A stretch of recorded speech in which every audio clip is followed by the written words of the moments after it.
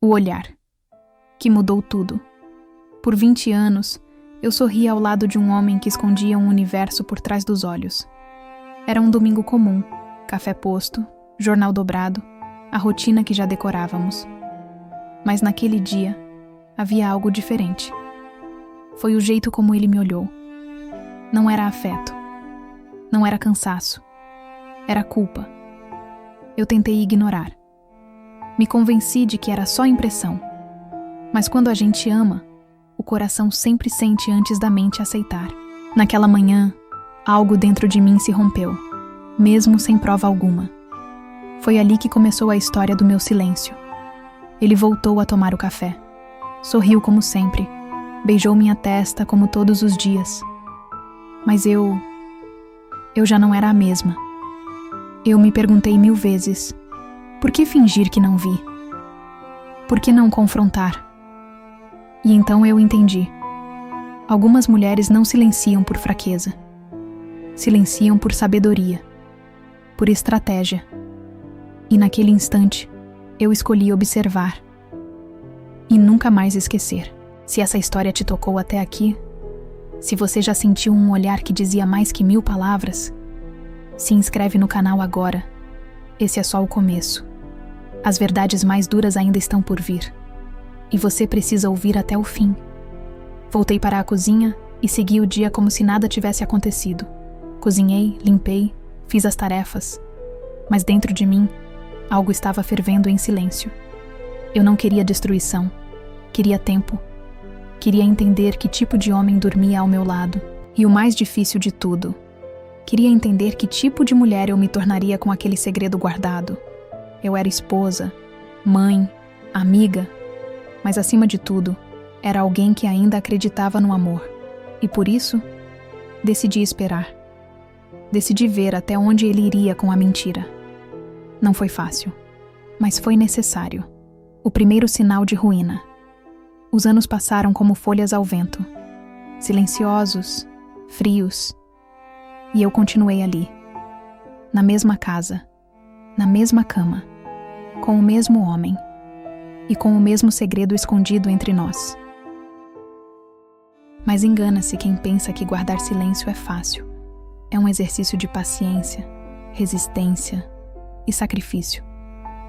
Enquanto ele sorria, eu sorria de volta. Enquanto ele me abraçava, eu fingia que não sentia o cheiro de outro perfume em sua camisa. Enquanto ele cochilava no sofá, eu ouvia, escondida, os áudios arquivados no celular dele. Foi em uma tarde qualquer, enquanto dobrava roupas no nosso quarto, que a primeira rachadura se tornou cratera. A camisa dele tinha batom na gola. Um batom corvinho. Eu não usava aquela cor há anos. A respiração travou por 1 segundo. Eu poderia ter ido até ele, mostrado a camisa, pedido explicações, mas fiz diferente. Voltei ao cesto de roupas e busquei outra peça. Terminei de dobrar tudo. E quando ele chegou à noite, fiz o jantar. Sorri, o beijei no rosto e guardei a camisa em uma sacola separada, escondida no fundo do armário. Minha primeira prova. Não era mais só intuição. Agora eu tinha evidências. Mas por que eu não reagia? Porque às vezes, saber é suportável. Confirmar é que destrói. E eu não podia me destruir. Não ainda. Não enquanto meus filhos dependiam de mim. Não enquanto meu plano não estivesse completo. Sim, eu comecei a traçar um plano. Silencioso, estratégico, quase cruel. Era como se a dor tivesse dado lugar à lucidez. Eu deixaria ele cavar o próprio buraco. Eu seria a testemunha da sua mentira. A espectadora do próprio casamento desmoronar. Tijolo por tijolo. A cada dia que passava, eu observava mais. Notava o tempo que ele demorava no banho. O nome Renata, que ele digitava no celular com dedos trêmulos. O sorriso bobo que surgia quando pensava que eu não via. E eu via. Eu via tudo, mas segui calada, com um nó na garganta e outro no estômago, dormindo ao lado de um homem que, no fundo, já não era meu, mas que fingia ser. Até que certo dia, escutei algo que mudaria tudo. Uma ligação. Um áudio. E o nome da outra mulher sendo dito com a mesma doçura que ele usava comigo anos atrás. Foi ali que eu entendi. A traição não era só física. Era emocional. Era profunda. Era completa. Mas mesmo assim, continuei calada. Porque minha hora ainda não tinha chegado. Um plano em silêncio. A traição dele não me matou. O que me corroeu foi a continuidade da farsa. Ele vinha, me beijava a testa, perguntava do meu dia. Me dava flores no meu aniversário. Tirava selfies sorrindo comigo no almoço de domingo. E depois, eu sabia exatamente para onde ele ia. Mas ele achava que eu era cega. E eu deixava ele acreditar. Porque ali, naquele jogo sujo que ele pensava estar ganhando, eu comecei a montar o meu tabuleiro. Não sou mulher de escândalo. Nunca fui. Sou mulher de silêncio. E o silêncio, quando bem usado, pode ser mais cruel do que qualquer grito. Eu reorganizei minha vida aos poucos. Abri uma conta em meu nome, escondida. Comecei a guardar parte do dinheiro das compras, dos extras que ele me dava. Voltei a estudar à noite, num curso técnico qualquer, só para justificar minha saída. E mais importante, comecei a registrar. Tirei foto da camisa manchada, gravei os áudios salvos. Fiz cópia dos extratos bancários que ele deixava largados. Sim, eu sabia dos gastos em restaurantes que não frequentávamos juntos. Não era só pela dor. Era pelo respeito que ele nunca teve. Era pela mulher que eu deixei de ser por anos. Pela mãe que fui sozinha. Pela esposa invisível. E assim, eu fui voltando para mim. Comecei a dizer mais não. A sorrir menos para agradar. A olhar para ele com olhos de quem não admira mais. E isso, curiosamente, começou a incomodá-lo. "Você tá estranha", ele disse um dia. Eu sorri. Talvez eu só esteja mais eu. Ele não entendeu. Como poderia?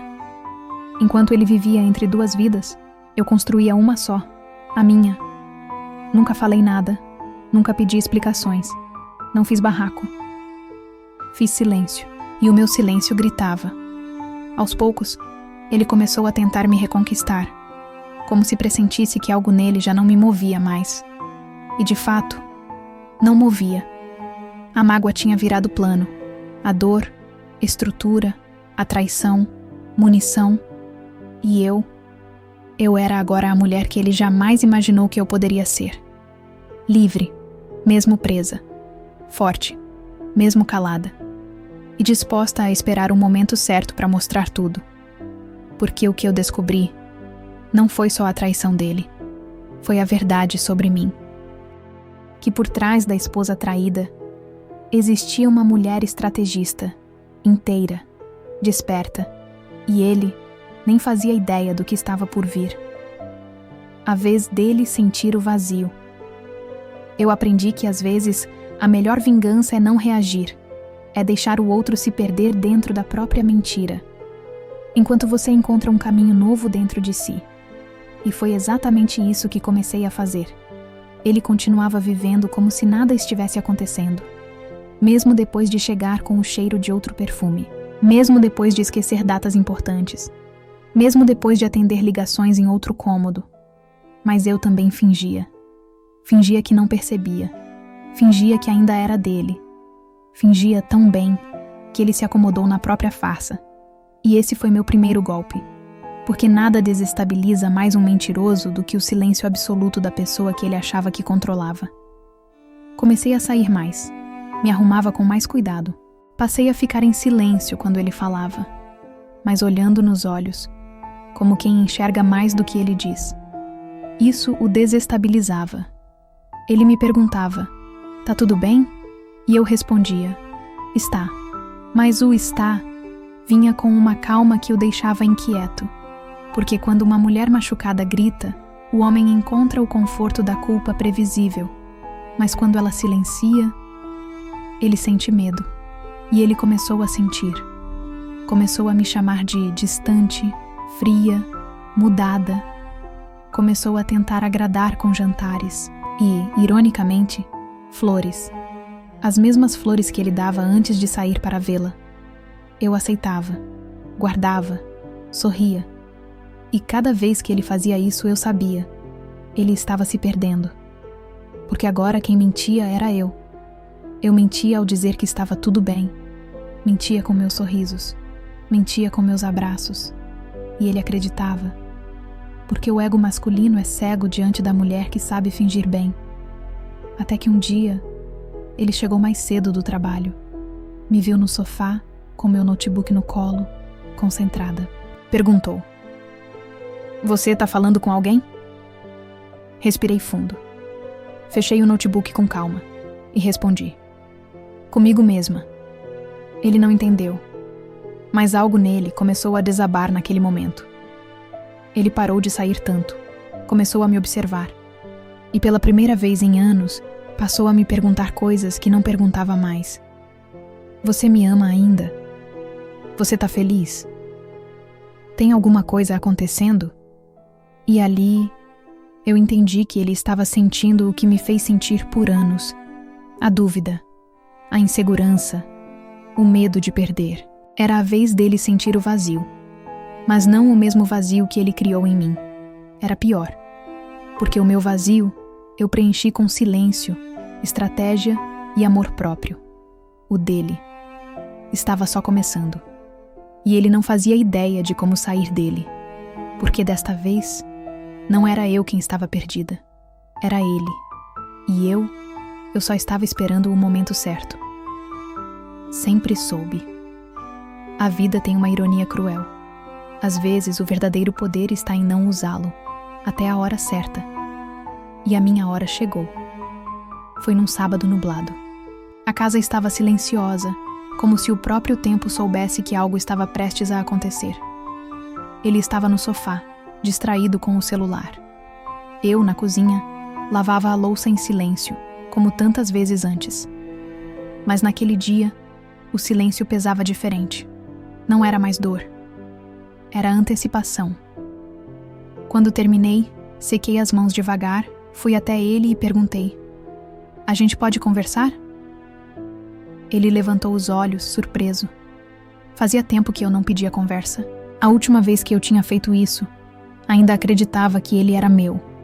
Ele colocou o celular de lado, cruzou as pernas e disse: "Claro." Sentei à frente dele. Não tremia, não chorava, não tinha raiva, só tinha clareza. "Eu sei sobre ela", falei. Ele arregalou os olhos. Tentou sorrir nervoso. "O quê?" "Eu sei, há anos, e sempre soube." Ele tentou desviar, negar, confundir. "Amor, do que você está falando?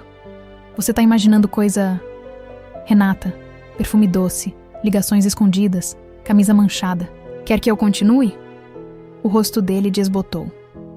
O homem que por tanto tempo achou que enganava, agora não sabia nem o que dizer. E eu continuei. Eu não falei antes porque não queria me destruir. Queria me reconstruir. E consegui. Ele se levantou. "Por que você nunca me confrontou?" Respirei fundo. "Porque eu queria que você se entregasse sozinho. E você se entregou. Cada vez que mentiu pra mim com esse olhar vazio. Cada vez que fingiu que ainda me amava. Cada vez que se achou mais esperto por me trair na cara limpa." Ele sentou de novo, com a cabeça baixa. Eu fui até o quarto. Voltei com a sacola que guardava a camisa com o batom, os extratos, as fotos das mensagens. "Aqui estão as provas. Não porque eu precise delas, mas porque agora você precisa ver com seus próprios olhos o quanto eu vi tudo." Ele tentou se explicar. Disse que era uma fase, que tinha terminado, que me amava, que não queria me perder. Mas era tarde. Não porque eu o odiava, mas porque eu não o amava mais. "Eu não vou gritar, não vou sair de casa agora, não vou destruir nada, mas você vai viver, a partir de hoje, sabendo que eu sabia. Durante todos esses anos, eu sabia. E ainda assim, eu te olhava, te servia, te cuidava, enquanto você me destruía. E mesmo assim, fui mais leal do que você jamais foi." Ele chorou. De verdade. Mas não era arrependimento. Era medo. Medo de ter perdido o domínio. Medo de perceber que durante 20 anos, quem realmente teve o controle fui eu. E ali, pela primeira vez em 2 décadas, eu vi nos olhos dele algo que esperei muito tempo para ver. Respeito. Minha liberdade silenciosa. Depois daquela conversa, ele começou a me observar diferente, como se estivesse tentando descobrir em que momento exatamente havia perdido tudo e por quê. A resposta era simples. Ele me perdeu no dia em que acreditou que eu não percebia. Naquela noite, não dormi no nosso quarto. Fechei a porta do antigo quarto de hóspedes, agora meu novo espaço. Nada grandioso, nada simbólico demais, apenas o começo de algo só meu. Nos dias seguintes, ele tentava se aproximar, tocava meu ombro na cozinha, me oferecia ajuda com o jardim, sorria como se quisesse voltar no tempo. Mas eu não queria voltar, eu queria seguir. Comecei a sair mais, almoços com amigas, caminhadas no parque, cursos online à noite. Passei a cuidar mais de mim, a pintar o cabelo, usar meus vestidos favoritos, rir de novo. E com o tempo ele percebeu. A mulher que ele achava que manipulava estava agora absolutamente livre, e isso o assustava mais do que qualquer grito. Certa tarde ele me chamou na sala. Você não vai me perdoar nunca, vai? Olhei fundo nos olhos dele, com calma, sem rancor. Eu já te perdoei, mas isso não significa que eu vou te dar a mim de volta. Silêncio. A gente pode tentar de novo? Ele perguntou com voz baixa, quase infantil. A gente acabou, só que dessa vez, sem brigas, sem escândalos. A gente acabou. E eu escolhi continuar em paz. Ele chorou. Talvez não por mim, mas por ele mesmo, porque entendeu de uma vez por todas que o tempo não volta e que algumas perdas não têm retorno. Eu fui atrás dos meus papéis. Conversei com um advogado. Não queria nada além do justo. E dessa vez não escondi nada de mim mesma. A casa, o carro, a poupança. Dividido com frieza, com inteligência. Sem vingança, apenas justiça. 1 mês depois, assinei o divórcio. Voltei para casa, fiz um café, me sentei na varanda. E chorei, mas não de tristeza. Era um choro limpo, de alívio. De quem, depois de 2 décadas, finalmente respirava sozinha. Passei a morar em um apartamento pequeno, com luz, silêncio e livros. Com plantas na varanda e xícaras que escolhi sozinha. Um lugar onde eu podia ser inteira, sem fingimentos. Sem silêncio dolorido. Sem me diminuir para caber no espaço que alguém me oferecia. Hoje, quando olho para trás, não sinto raiva, sinto orgulho. Eu sobrevivi. E não apenas isso. Eu renasci. Porque a verdade é que a traição não foi o que mais doeu. O que mais doeu foi ter me esquecido. Mas agora, eu me lembro. E me reencontrei. E esse reencontro vale mais do que qualquer amor mal vivido.